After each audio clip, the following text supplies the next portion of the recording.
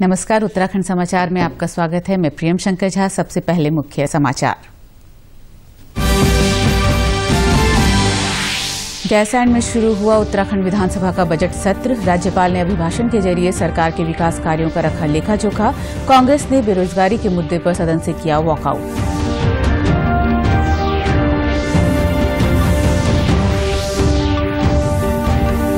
देश में corona vaccination के दूसरे चरण की शुरुआत। वरिष्ठ नागरिकों के अलावा गंभीर बीमारियों से जूझ रहे 45 साल से ऊपर के लोगों का टीकाकरण शुरू। प्रधानमंत्री ने भी लगाई कोरोना वैक्सीन की पहली डोज। उत्तराखंड में 95 सेंटर पर हुआ दूसरे चरण का वैक्सीनेशन। पहले दिन करीब 15,000 लोगों को वैक्सीन लगाने का रखा लक्ष्य। वरिष्ठ नागरिकों में टीकाकरण को लेकर दिखा उत्साह।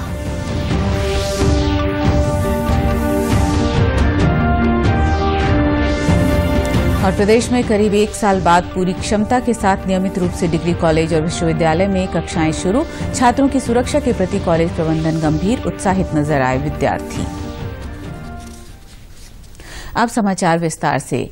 गैरसैंण में उत्तराखंड विधानसभा का बजट सत्र आज से शुरू हो गया है। सत्र के पहले दिन की कार्यवाही सुबह 11 बजे राज्यपाल के अभिभाषण के साथ शुरू हुई।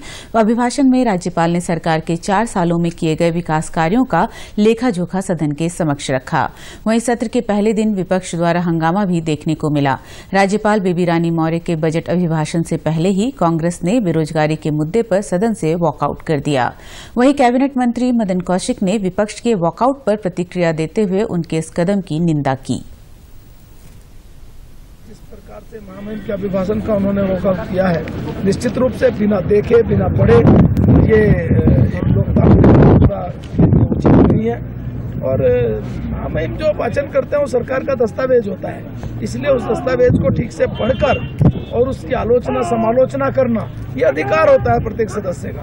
तो उसका उपयोग वो तब करना चाहिए था जब उसको ठीक से पढ़ते और महामहिम के अभिभाषण के समय उसको समझते। सदन की कार्यवाही कल सुबह 11 बजे तक के लिए स्थगित कर दी गई है। इसके अलावा चमोली जिले के गोपेश्वर में नंदप्रयाग घाट मोटर मार्ग को चौड़ा करने की मांग को लेकर सैकड़ों लोगों ने आज विधानसभा कूच भी किया। इस दौरान पुलिस ने प्रदर्शनकारियों को जंगल चट्टी बैरियर पर रोक दिया। पुलिस के साथ आंदोलनकारियों की नोकझोंक भी हुई। इस दौरान पुलिस ने प्रदर्शनकारियों पर लाठीचार्ज किया और पानी की बौछारें भी की। देश में कोरोना वैक्सीनेशन का दूसरा चरण आज से शुरू हो गया है। इसके साथ ही प्रधानमंत्री नरेंद्र मोदी ने भी कोरोना वैक्सीन की पहली डोज ले ली है। पीएम मोदी सुबह नई दिल्ली स्थित एम्स पहुंचे और भारत बायोटेक की कोवैक्सीन का टीका लगवाया। इसके साथ ही प्रधानमंत्री ने लोगों से कोरोना वैक्सीन लगवाने की अपील की। आपको बता दें कि दूसरे चरण में 60 साल से ज्यादा के बुजुर्गों को टीका लगाया जाएगा। साथ ही इस चरण में 45 साल से ज्यादा उम्र के वो लोग भी टीका लगवा सकते हैं जो किसी गंभीर बीमारी से ग्रसित हैं। टीकाकरण के लिए रजिस्ट्रेशन वेबसाइट www.cowin.gov.in पर किया जा सकेगा। यहां पर रजिस्टर योरसेल्फ पर क्लिक करें। इसके बाद मोबाइल नंबर डालें और गेट ओटीपी पर क्लिक करें। ओटीपी वेरीफाई होने पर रजिस्टर फॉर वैक्सीनेशन पेज खुल जाएगा। यहां पर मांगी गई जानकारियां भरें। साथ ही जो पहचान पत्र उपयोग करना चाहते हैं उसे सेलेक्ट करें। यहां भरा गया पहचान पत्र वैक्सीनेशन सेंटर पर दिखाना होगा। अगर आप पहले से बीमारी वाले वर्ग में हैं तो यहीं पर अपनी बीमारी भी दर्ज करें और वैक्सीनेशन के समय एक मेडिकल सर्टिफिकेट लेकर जाना होगा। रजिस्ट्रेशन पूरा हो जाने पर आप उसी मोबाइल नंबर से 3 और लोगों को भी वैक्सीनेशन के लिए जोड़ सकते हैं। वहीं उत्तराखंड में भी कोरोना वैक्सीनेशन के दूसरे चरण की शुरुआत हो गई है। प्रदेश के चयनित बूथों पर 60 साल से अधिक उम्र के लोगों को टीका दिया गया। NHM director doctor Saroj Naithani ने बताया कि वैक्सीनेशन के लिए कुल 95 सेंटर बनाए गए हैं, जिसमें से 7 निजी अस्पतालों को सेंटर बनाया गया है। उन्होंने बताया कि दूसरे चरण में 3 श्रेणी बनाई गई है। पहली श्रेणी में ऐसे फ्रंटलाइन वर्कर और स्वास्थ्यकर्मी शामिल रहे जो पहले चरण में छूट गए थे। दूसरी श्रेणी में 60 साल से अधिक उम्र के लोगों को शामिल किया गया। वहीं तीसरी श्रेणी में उन लोगों को शामिल किया गया जो 45 से 60 साल के बीच हैं और किसी बीमारी से ग्रसित हैं। डॉक्टर नैथानी ने बताया कि राज्य में आगे वैक्सीनेशन के बूथों की संख्या को बढ़ाया जाएगा। आज हमने 95 सेंटर्स बनाए हैं। आज सॉफ्ट लॉन्च है, माने कि हम ये देख रहे हैं कि जो भारत सरकार का कोविन 2 सॉफ्टवेयर है वो ठीक चल रहा है कि नहीं है। इसमें से हमारे 7 सेंटर्स ऐसे हैं जो प्राइवेट में हैं, जैसे हमने जॉली ग्रांट करा है, इंद्रेश करा, मैक्स करा है, और टोटल अराउंड 15,000 बेनिफिशरीज को आज लगाने की हमने बात करी है। इसमें 3 तरह के बेनिफिशरीज हैं। वो हेल्थ वर्कर्स और फ्रंटलाइन वर्कर्स जो छूट गए थे, रजिस्टर होना छूट गए थे। दूसरा वो जो 60 साल से ज़्यादा है, और तीसरा वो जो 45 to 59 ईयर्स हैं। तो अभी जैसे अभी मैं 1-2 जगह गई थी तो मैंने देखा तो करीब 10 बुजुर्गों को मेरे सामने वैक्सीनेशन लगा था। वहीं वरिष्ठ नागरिकों में वैक्सीन को लेकर उत्साह देखने को मिला। सभी लोगों ने केंद्र का शुक्रिया अदा करते हुए और लोगों से भी वैक्सीन लगाने की अपील की। I have taken the first dose of corona vaccine today, and I am thankful to all concerned, especially to our Prime Minister Shri Narendra Modi ji and all his team, and all the corona team, and all the corona warriors. And I am feeling little bit fortunate that I've been vaccinated on the same day as Narendra Modi ji. आज मैंने first dose टीकाकरण की लगवाई है। Senior citizen के अंतर्गत हूँ मैं, और मुझे कोई इस समय कोई प्रॉब्लम नहीं है, स्वस्थ महसूस कर रहा हूँ। आज शाम 6 बजे तक प्रदेश में 60 साल से अधिक उम्र के 989 लोगों को टीके की पहली खुराक दी गई। वहीं गंभीर बीमारी से ग्रसित 45 साल से अधिक उम्र के 56 लोगों को टीका दिया गया। अब तक कुल 15,196 लोगों को टीके की दोनों खुराक दी जा चुकी है। उत्तराखंड में करीब 1 साल बाद डिग्री कॉलेज और विश्वविद्यालय पूरी तरह से दोबारा खुल गए हैं। आज से डिग्री कॉलेजों और विश्वविद्यालयों में पूरी क्षमता के साथ नियमित रूप से कक्षाएं शुरू हो गई हैं। अभी तक कोरोना महामारी के कारण पहले और अंतिम सेमेस्टर के छात्र ही प्रैक्टिकल के लिए कॉलेज आ रहे थे। अब सरकार ने सभी कक्षाएं ऑफलाइन संचालित करने का निर्णय लिया है। इसी कड़ी में दून विश्वविद्यालय की कुलपति प्रोफेसर सुरेखा डंगवाल ने बताया कि छात्रों में काफी उत्साह देखने को मिल रहा है। साथ ही संक्रमण के मद्देनजर विश्वविद्यालय प्रशासन पूरी तरह सावधानी बरत रहा है। हमारा बहुत अच्छे से बच्चों का ओवरवेलमिंग रिस्पांस है, और ऐसा लग रहा है कि वो भी चाहते थे कि यूनिवर्सिटी खुले, और यूनिवर्सिटी पूरे अच्छे से चल रही है। कुछ चीजों का हमने ध्यान रखा है, क्लस्टर ना हो, पुस्तकालय के रीडिंग रूम में बहुत ज्यादा फर्नीचर को हमने रीअरेंज किया है, क्योंकि ये रीडिंग के लिए वहां आएंगे तो दूर दूर बैठेंगे। और अब तो हमने अपने जो ऑड सेमेस्टर्स हैं, फर्स्ट सेमेस्टर और 7th सेमेस्टर, उसकी परीक्षाएं भी घोषित कर दी। अगले सोमवार से हमारी उनकी एंड सेमेस्टर परीक्षाएं हम करने जा रहे हैं। गवर्नमेंट गर्ल्स पॉलिटेक्निक देहरादून की छात्रा तोशी नौटियाल ने बताया कि पूरी एहतियात के साथ पढ़ाई की जा रही है। उन्होंने कहा कि ऑनलाइन के मुकाबले ऑफलाइन पढ़ना ज्यादा अच्छा लगता है।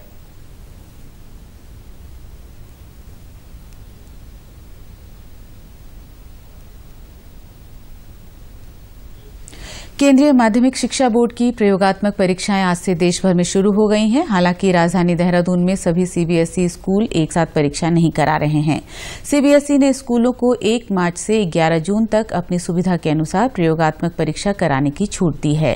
केंद्रीय विद्यालय आईएमए देहरादून के प्रिंसिपल मामचंद ने बताया कि उनके विद्यालय में प्री बोर्ड परीक्षा होने के कारण 7 अप्रैल के बाद ही प्रयोगात्मक परीक्षा कराई जाएंगी। उन्होंने जानकारी दी कि कोरोना संक्रमण के बीच विद्यालय में छात्रों के लिए सभी तरह की व्यवस्थाएं बनाई जा रही हैं। प्रैक्टिकल जो होंगे वो 7 अप्रैल के बाद होंगे, और प्रैक्टिकल कराने के लिए हमने पूरी तैयारी कर ली है। हम सोशल डिस्टेंसिंग का विशेष ध्यान रख रहे हैं। मास्क, सैनिटाइजर, जो भी एसओपी है उसका पूर्ण रूप से पालन करेंगे, और बच्चों के स्वास्थ्य को ध्यान में रखते हुए और इस कोरोना रूपी महामारी से बचने के लिए हम पूरा एहतियात बरत रहे हैं, पूरा ध्यान रख रहे हैं।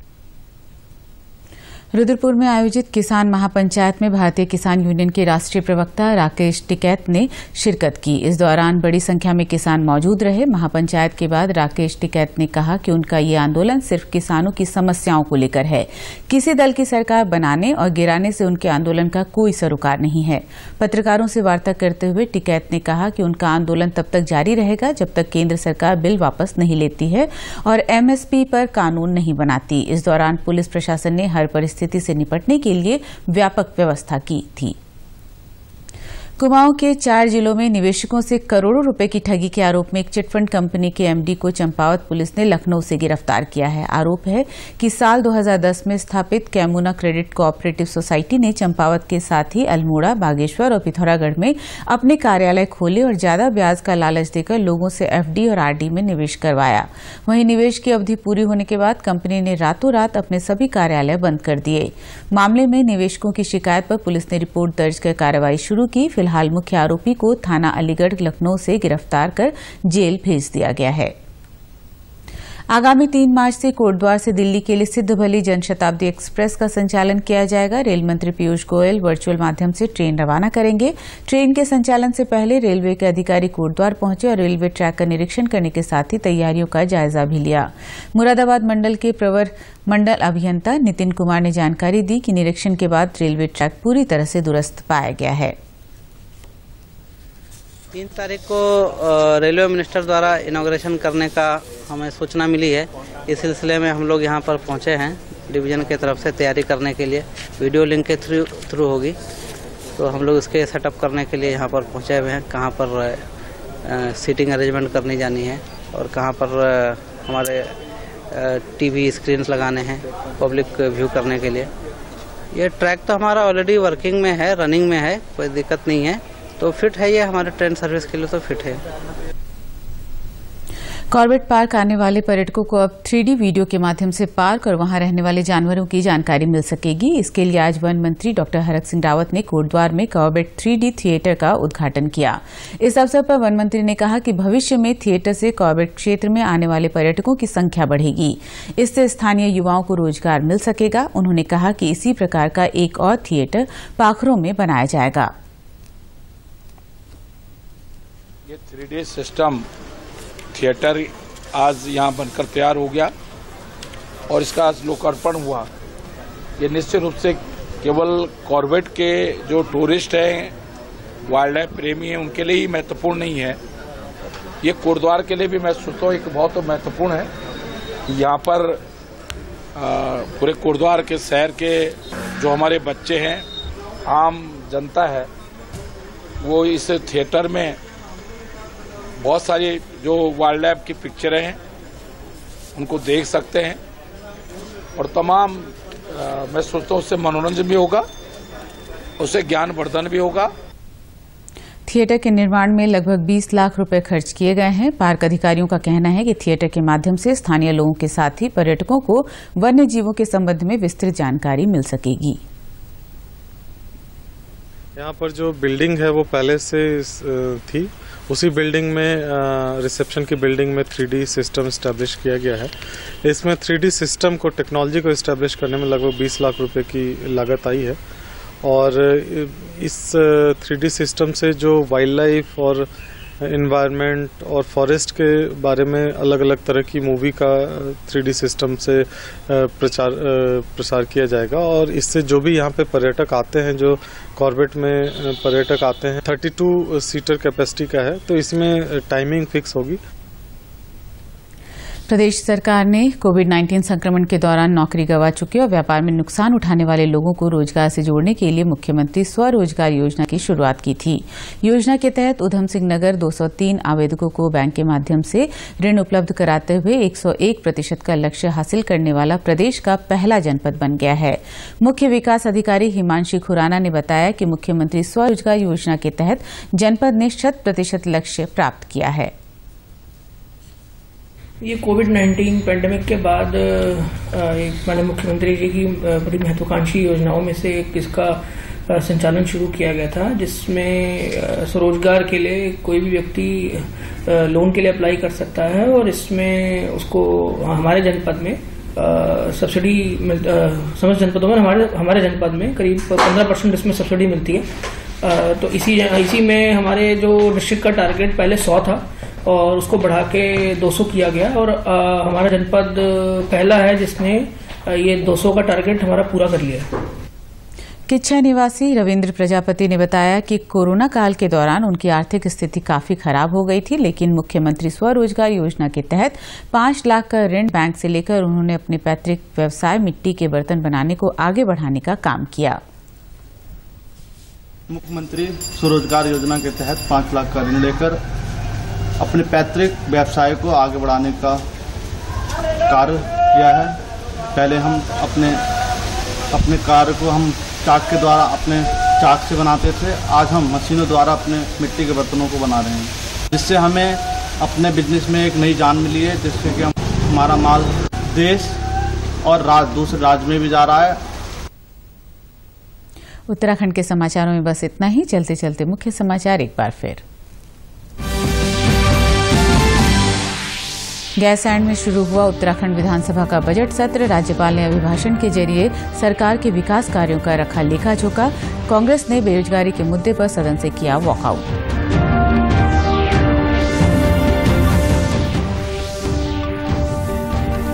देश में कोरोना वैक्सीनेशन के दूसरे चरण की शुरुआत। वरिष्ठ नागरिकों के अलावा गंभीर बीमारियों से जूझ रहे 45 साल से ऊपर के लोगों का टीकाकरण शुरू। प्रधानमंत्री ने भी लगाई कोरोना वैक्सीन की पहली डोज।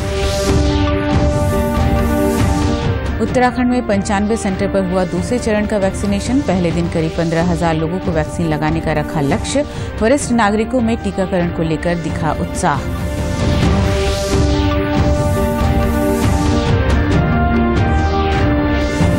और प्रदेश में करीब 1 साल बाद पूरी क्षमता के साथ नियमित रूप से डिग्री कॉलेज और विश्वविद्यालय में कक्षाएं शुरू। छात्रों की सुरक्षा के प्रति कॉलेज प्रबंधन गंभीर, उत्साहित नजर आए विद्यार्थी।